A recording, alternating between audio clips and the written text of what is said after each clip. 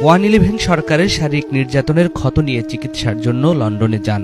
লন্ডনে যাওয়ার আগে যে আদরের ভাই আরাফাত রহমান কোকোকে রেখে এসেছিলেন সেই ভাই এখন আর নেই। যেই সুস্থ মাকে রেখে এসেছিলেন সেই মা এখন আগের মতো নেই। সেই সময়ে ওনার উপর মানসিক এবং শারীরিক নির্যাতন করা হয়েছিল।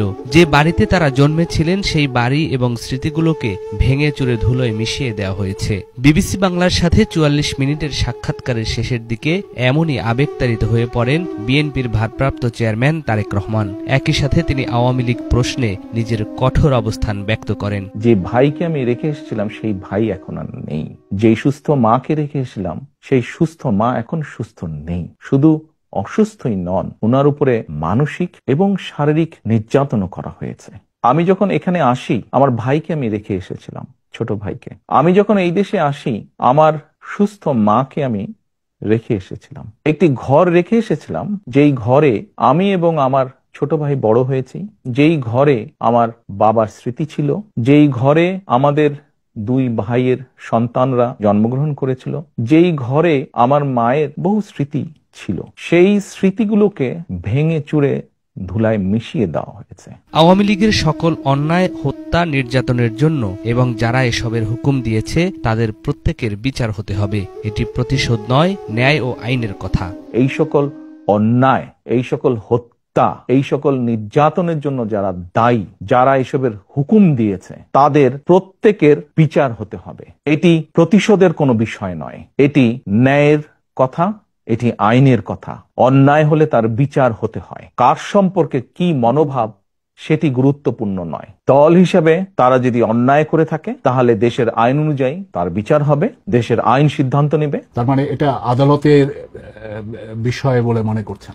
দল হিসেবে যদি অন্যায় হয়ে থাকে তাহলে তাই হবে। সোজা কথায় অন্যায়কারীর বিচার হতে হবে, তো সেটি ব্যক্তি হোক সেটি দলই হোক। দেশে ফেরার প্রশ্নে নির্দিষ্ট কোনো দিন তারিখ না জানালেও তারেক রহমান দ্রুতই দেশে ফিরবেন বলে বিবিসি বাংলাকে আশ্বস্ত করেন। একই সাথে সরাসরি নির্বাচনে অংশ নেবেন বলেও জানান তিনি। দ্রুতই ফিরে আসব। সেটা কবে আমরা কি জানতে পারি? দ্রুতই, মনে হয় দ্রুতই ইনশাল্লাহ। কিন্তু আপনি নির্বাচনে অংশ নেবেন কিনা সেই সিদ্ধান্ত তো আপনাকে নিতে হবে। না, সেটি তো নিব, কেন নিব না, অবশ্যই নিব। আপনি নির্বাচনে অংশ নিচ্ছেন তাহলে? জি, ইনশাল্লাহ। চাঁদাবাজি দখলের বিষয়ে সুকৌশলে তারেক রহমানের কাছ থেকে একটি কমিটমেন্ট আদায় করে নেয় বিবিসি বাংলা। প্রশ্নের জবাবে তিনি বলেন, সরকার গঠন করার পরেও দলের নেতাকর্মীরা চাঁদাবাজি বা দখলের মতো কাজে জড়িত হলে দল তাদের বিরুদ্ধে ব্যবস্থা নেবে। পাশাপাশি আইনশৃঙ্খলা বাহিনী এসবের বিরুদ্ধে ব্যবস্থা নিতেও স্বাধীনভাবে কাজ করতে পারবে। বিএনপি ইনশাল্লাহ সরকার গঠন করলে আমার দলের কোনো নেতাকর্মী তখনও যদি এরকম কোনো অনৈতিক কাজে সম্পৃক্ত হয়, আমরা দলের অবস্থান থেকে তার বিরুদ্ধে অবস্থান নিব। তার পক্ষে থাকবে না দলের অবস্থান। এবং দেশের আইন অনুযায়ী দেশের আইন শৃঙ্খলা রক্ষা করার দায়িত্ব যাদের, আইন শৃঙ্খলা বাহিনী, তারা তাদের কাজ করবে। সিম্পল, এখানে 2-2-4 মতন ব্যাপার।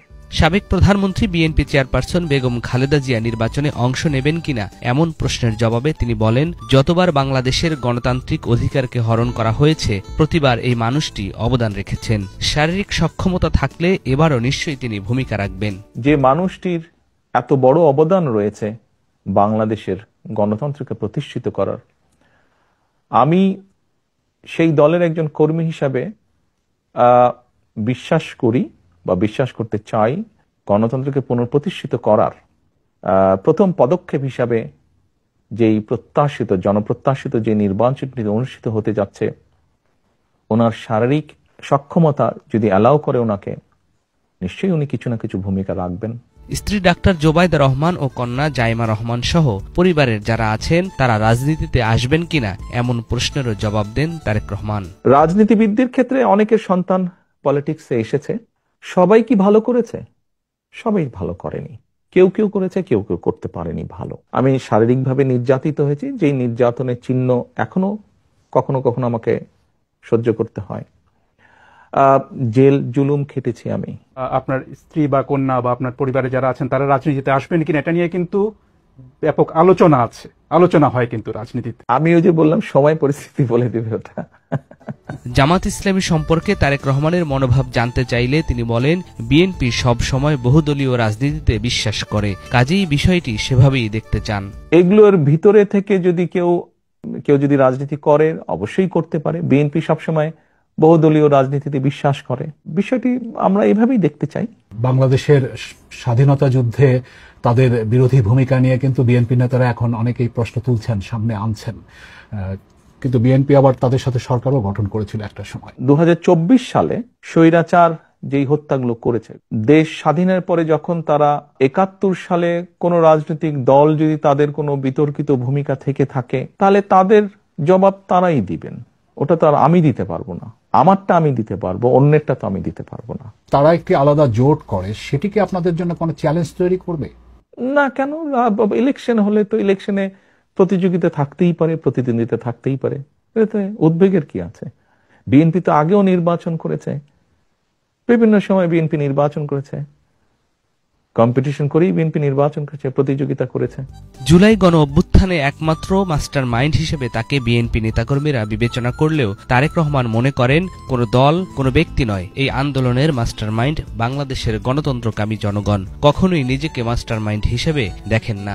জুলাই আন্দোলনে আমি কখনোই মাস্টার মাইন্ড হিসেবে দেখি না। নিয়াজ মাখদুম, বাংলা ভিশন।